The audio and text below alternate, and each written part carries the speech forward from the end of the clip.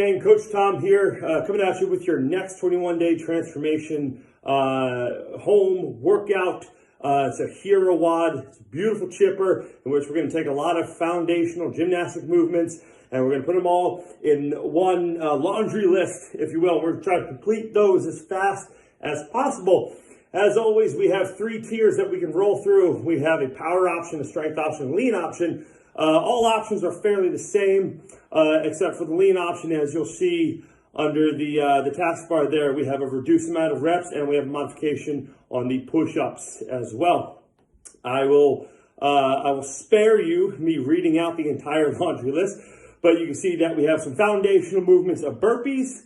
We have some push-ups in there. We have some lunges. We have some air squats, and we have some sit-ups. So let's quickly kind of review those, a couple points of performance that we're looking for.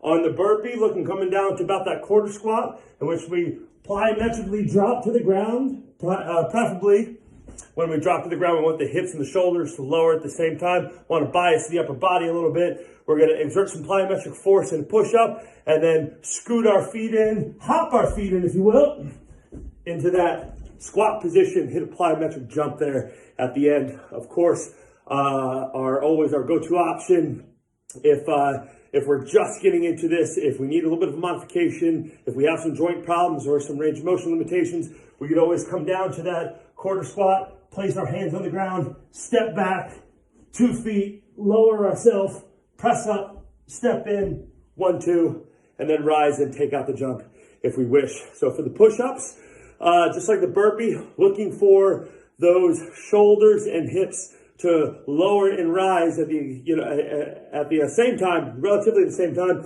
avoiding any snaky movements. As you can see here, shoulders lower, hips lower, shoulders raise, hips raise, avoiding what we would call the snake or the worm, where we pelvic thrust to the ground, peel ourselves up, right? Low back doesn't like that too much. So our lean option is going to be able to do that push-up.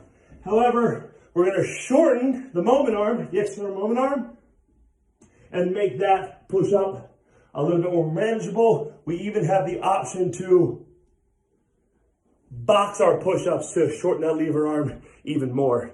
In our air squat, points of performance always remain the same. Hinge the butt back first, lower down to that butt comes below parallel. As you can see from a frontal view, I'm going to kick my knees out to the side, maintaining external rotation, driving through my heels. Now for the sit-up, technique here is very important.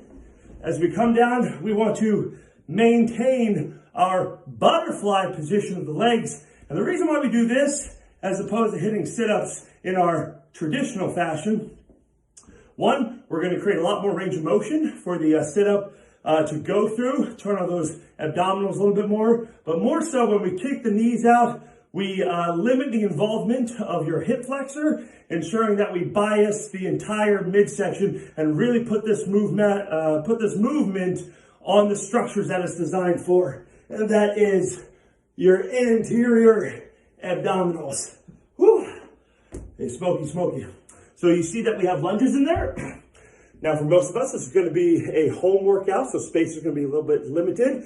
So more than likely, we're going to be doing an in-place lunge, stepping forward, giving yourself enough space that you can have a direct descent down, keeping the weight back, keeping the weight on the heel, stepping up, and then returning back to midline, and then alternating as such. Now, I'm a little bit more of a fan of a reverse lunge, into where you step back into the lunge, come down, step back into the lunge, come down. Just puts the knee in a little bit of a better position kinematically wise, keeps the weight posterior, keeps the weight back a little bit easier so you don't have to think about it too much.